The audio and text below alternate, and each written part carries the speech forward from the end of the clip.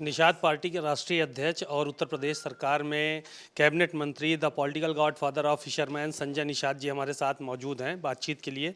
कई पहलू हैं जिस पर रोशनी डालेंगे, उनसे बात करेंगे और उनसे जानना भी चाहेंगे तमाम ऐसे मुद्दे। सर, आपके विभाग में पिछले दिनों ये देखा जा रहा था कि अधिकारी निरंकुश हो गए थे, ये आरोप लगाए जा रहे थे, महानिदेशक नियुक्त कर दिया गया, इसके पीछे क्या कारण है?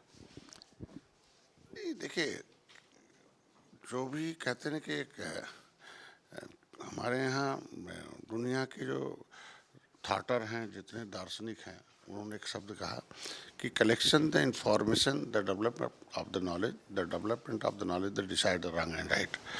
तो जो ज़्यादा बुद्धिमान होता है वही होता है जिसको ज़्यादा अनुभव और सूचनाएं और उसके बारे में जानकारी होती है और सही गलत का फैसला ले लेता है। तो इस अब तक ये मत्स्य विभाग का विकास न होने का कई कारण रहा कि आपस में त्वरित गति से कोई फाइल हो, कोई डिसीजन अथॉरिटी हो तो नहीं हो पाता था। इसके लिए अब कई अधिकारी मिलके काम करेंगे तो निश्चित रूप से विकास होगा और समय सीमा के अंदर वो जो पैसा कहाँ खर्च होना चाहिए, कैसे नहीं होना चाहिए, इस तरीके से केंद्र सरकार ने पैसा भेजा।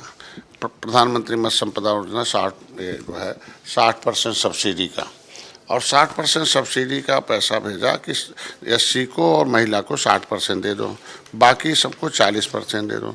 लाभार्थी कौन तय होंगे ये है इसमें मछुआ, मत्स्य पालक, मत्स्य कार्यकर्ता, मत्स्य विक्रेता, उत्तर प्रदेश मत्स्य विकास निगम लिमिटेड, मत्स्यिकी क्षेत्र के सहायता समूह, मत्स्यिकी क्षेत्र की सहकारी समितियां, मत्स्य क्षेत्र के संघ, उद्यमी और निजी फर्म। उद्यमी होगा तो रजिस्टर्ड होगा, कहीं न कहीं काम करेगा तो किसी नाम से उद्यम करेगा, और फर्म होगा तो वो भी रजिस्टर्ड होगा, या फिर फिश ऑर्गेनाइजेशन FFPO हो, अनुसूचित जाति, अनुसूचित जनजाति, महिला, दिव्यांग, और राज्य सरकार क्रियान्वयन और राज्य मत्स्य के कार्य।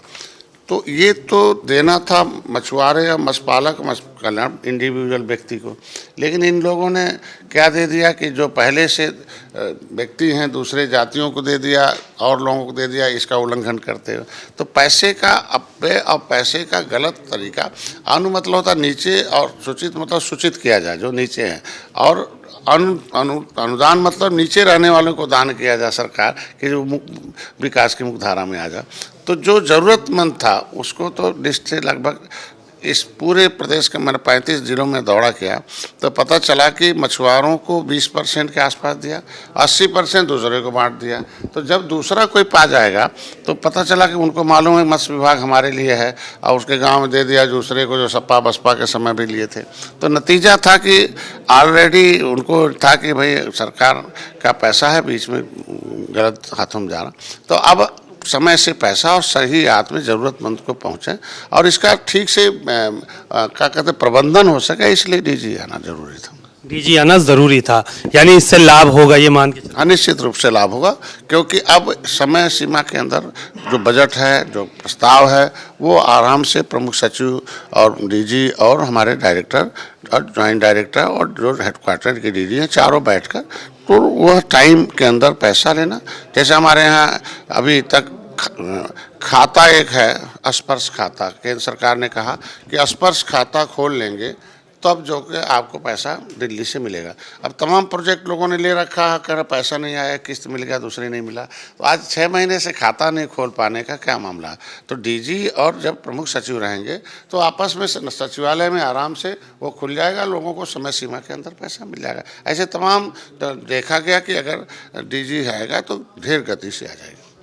सर, मोहिद खान समाजवादी पार्टी के नेता का डीएनए टेस्ट में उनका सैंपल मैच नहीं हुआ है, और लेकिन उनके ऊपर गैंगस्टर की कार्रवाई हो रही है। समाजवादी पार्टी काफ़ी हमलावर है आप लोगों पे कि गलत तरीके से जो है वो कार्रवाई की जा रही है, बदले की भावना से कार्रवाई की जा रही है। अब डीएनए टेस्ट मिल गया कि उनका नौकर उसमें शामिल है और समूह में वो हैं, तो निश्चित रूप से क्या समाजवादी पार्टी ऐसे जितने भी अपराधी हैं, सामूहिक बलात्कारी हैं, उन्हीं के लिए करेंगे वकालत की, जनता के लिए, जिनके हितों के लिए, पिछड़ों, शोषितों, वंचितों के लिए उनकी पार्टी बनी थी, उनके लिए करेंगे। एक सवाल और था, महबूब अली समाजवादी पार्टी के नेता हैं, उनके कई बयान कल वायरल हो रहा था कि आबादी जो है वो बढ़ गई है और इस तरह के तमाम बयान थे। उन्होंने आरोप लगाया कि हमारे बयान को एडिट करके चलाया गया। आज उनका फिर से बयान आया है। जो अंदर होता है वो बाहर निकल जाता है। तो ये महबूब अली किसके महबूबा हैं पता है कि कौन इनसे बुलवा रहा है कि एक बार खुश रहेगा कि मनोबल हमारे साथ रहे, वोट देता रहे। ऐसा ही भारत भारतीयों का है। यहाँ जो है इस तरीके का सोच रखने वालों की कोई जगह नहीं है। इसके मतलब यही महबूबा लोग जो हैं, महबूब अली जैसे लोग कांग्रेस को वोट डलवा, सपा को वोट डलवा के मुसलमानों की दशा खराब कर रहे हैं। भाई सच्चर कमेटी का रिपोर्ट कहती है कि मुसलमानों की दशा दलितों से भी खराब हो गई। तो लंबे समय से वोट तो यही लोग ले रहे हैं। वोट क्या इसीलिए ले रहे हैं कि ये गरीब बनाएंगे और अनाज मकान मोदी और योगी देंगे।